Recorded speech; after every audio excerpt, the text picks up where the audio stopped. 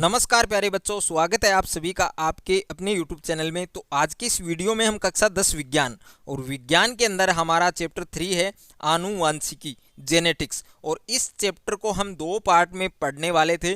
First part हमने अच्छे से पढ़ लिया है, कवर कर लिया है।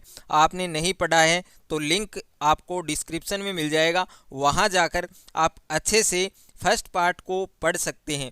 और इस वीडियो में हम पार्ट सेकंड के बारे में डिस्कस करेंगे कि पार्ट सेकंड के अंदर कौन कौन सी चीज़ें जो आपके इम्पोर्टेंट हैं, कौन कौन से टॉपिक हैं, वो सभी टॉपिक हम डिटेल से पढ़ने वाले हैं। जो आपके इम्पोर्टेंट क्वेश्चन हैं, जो आपके एग्ज़ाम की दृष्टि से महत्वपूर्ण हैं, और ये एक नोट्स की तरह है जिनको आप साथ साथ में लिख सकते हैं। और यदि आप परचेज करना चाहते हैं तो आपको स्टार्टिंग में एक ऐड दिया गया था, उस ऐड के माध्यम से आप इन नोट्स को परचेज भी कर सकते हैं।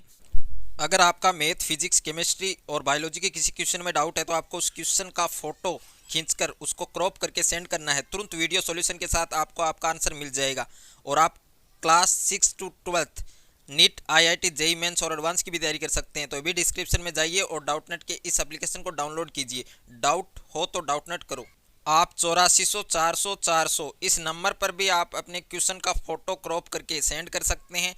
वहां पर भी आपको आपके क्वेश्चन का आंसर वीडियो सॉल्यूशन के साथ मिल जाएगा। और सबसे पहले हम बात करेंगे कि मेंडल की वंशागति के नियम। तो मेंडल की वंशागति के नियम होते हैं आपके 3। अब तीनों नियमों के बारे में भी पूछ सकता है या फिर एक नियम भी आपको पूछ सकता है। तो सबसे पहला जो नियम है वो है प्रभाविता का नियम। ओके, सबसे पहले हम बात करेंगे प्रभाविता के नियम के बारे में। तो प्रभाविता का नियम क्या होता है कि जो विपर्यासी लक्षण होते हैं उसे युक्त समयुग्मजी पादपों में जब एक संकर संकरण कराया जाता है, कि जो विपर्यासी लक्षण हैं उनसे युक्त समयुग्मजी पादप हैं, उनमें जब एक संकर संकरण कराया जाता है तो एक प्रभावी लक्षण अपने को अभिव्यक्त करता है। कि जो एक प्रभावी लक्षण है वो अपने को क्या करता है, अभिव्यक्त करता है। और दूसरा जो अप्रभावी लक्षण है वो क्या रहता है, छिपा रहता है। और यही क्या है, प्रभाविता का नियम है। और जैसे लंबे पौधे व बौने पौधों के संकरण से सभी लंबे पौधे प्राप्त होते हैं, तो यही क्या कहलाता है, प्रभाविता का नियम कहलाता है। तो प्रभाविता का नियम मैंने अच्छे से आपको तैयार करवा दिया है कि जो विपर्यासी लक्षण हैं उनसे युक्त समयुग्मजी पादपों में जब एक संकर संकरण करवाया जाता है तो एक प्रभावी लक्षण अपने को अभिव्यक्त करता है। और दूसरा जो अप्रभावी लक्षण होता है वो क्या रहता है, छिपा रहता है। और यही क्या है, प्रभाविता का नियम। जैसे लंबे पौधे और बौने पौधों के संकरण से सभी लंबे पौधे ही प्राप्त होते हैं। तो यह आपके प्रभाविता का नियम है। उसके बाद में है पृथक्करण का नियम या विषयोंजन का नियम। तो पृथक्करण या विषयोंजन का नियम क्या होता है, इसके बारे में हम बात करेंगे कि इसे युग्मकों की शुद्धता का नियम भी कहते हैं। कि जो पृथक्करण का जो नियम होता है या विषयोंजन का नियम होता है, इसे ही इसका तीसरा नाम आप समझ सकते हैं कि युग्मकों की शुद्धता का नियम भी इसको कहा जाता है। और युग्मक निर्माण के समय दोनों युग्म विकल्पी अलग हो जाते हैं, और अर्थात एक युग्मक में सिर्फ एक विकल्पी जाता है, इसलिए इसे पृथक्करण का नियम या विषयोंजन का नियम कहते हैं। और युग्मक किसी भी लक्षण के लिए क्या होते हैं, एकदम शुद्ध होते हैं। F2PD का लक्षण प्ररूप अनुपात होता है 3:1, और F2PD का जीन प्ररूप अनुपात होता है 1:2:1। तो F2PD का जो लक्षण प्ररूप अनुपात है जीनोटाइप है और एक फिनोटाइप है, तो दोनों का रेशो है 3:1, और एक आपके जीन प्ररूप जो अनुपात होता है वो आता है 1:2:1। उसके बाद में है संकर पूर्वज संकरण।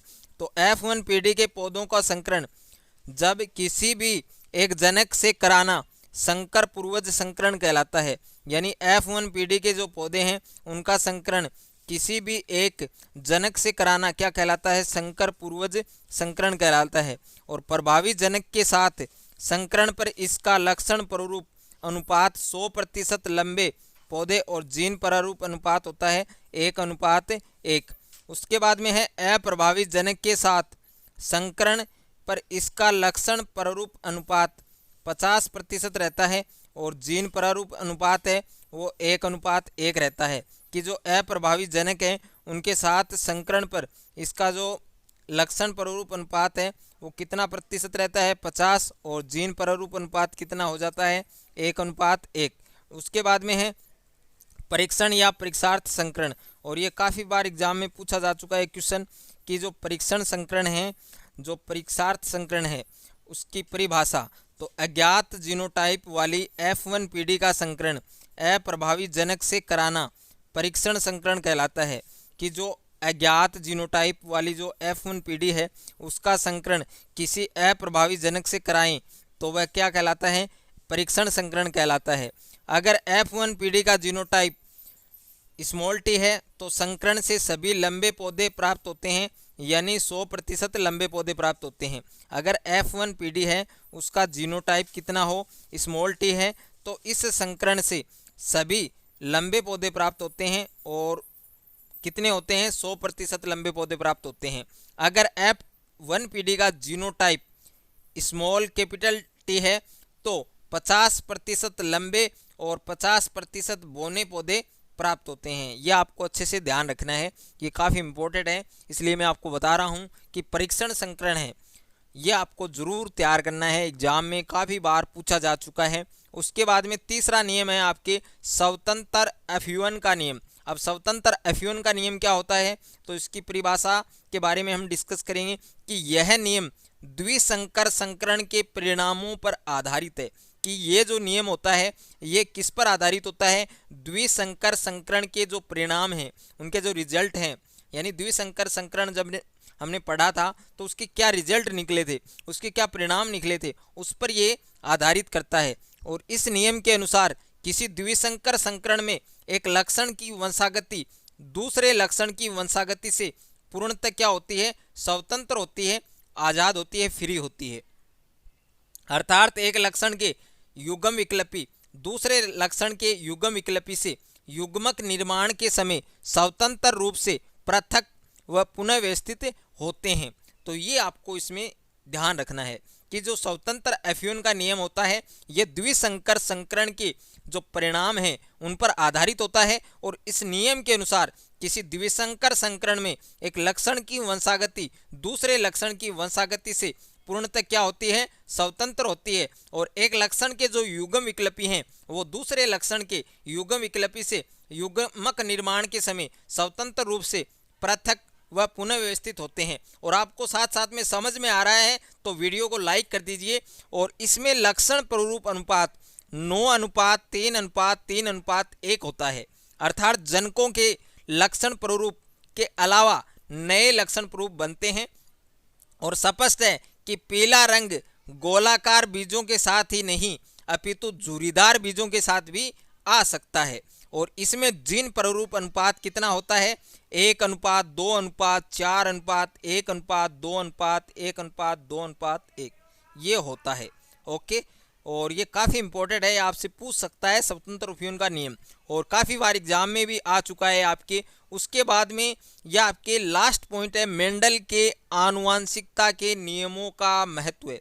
यानी मेंडल के जो 3 नियम है उन नियमों का क्या महत्व है, उन नियमों को क्या महत्व निकला, तो वो महत्व आप अच्छे से ध्यान में रखना है आपको। पहला महत्व क्या है, सजीवों में प्रभाविता के लक्षण का पाया जाना अत्यंत महत्वपूर्ण है। कि जो सजीव हैं उनमें प्रभाविता के जो लक्षण हैं उनका पाया जाना अत्यंत महत्वपूर्ण माना जाता है, क्योंकि अनेक हानिकारक और घातक जीन अप्रभावी होने के कारण प्रभावी जीन की उपस्थिति में अपने आप को अभिव्यक्त नहीं कर पाते हैं। ओके, तो ये आपके फर्स्ट नियमों का महत्व है।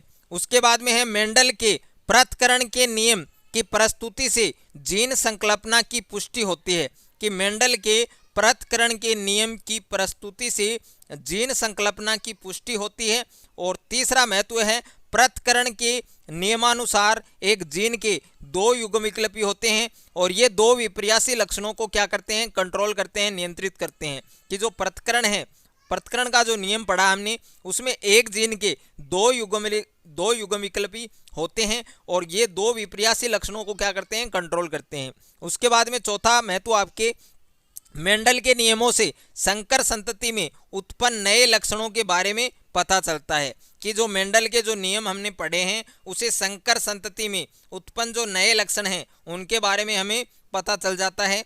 उसके बाद में पांचवा जो नियम है, आपके पांचवा जो महत्व है वह है मानव जाति के सुधार संबंधित विज्ञान की शाखा सुजननिकी। मेंडलीय नियमों पर आधारित है कि मानव जाति के जो सुधार संबंधित विज्ञान की जो शाखा है सुजननिकी मेंडलीय नियमों पर क्या है वो आधारित रहती है।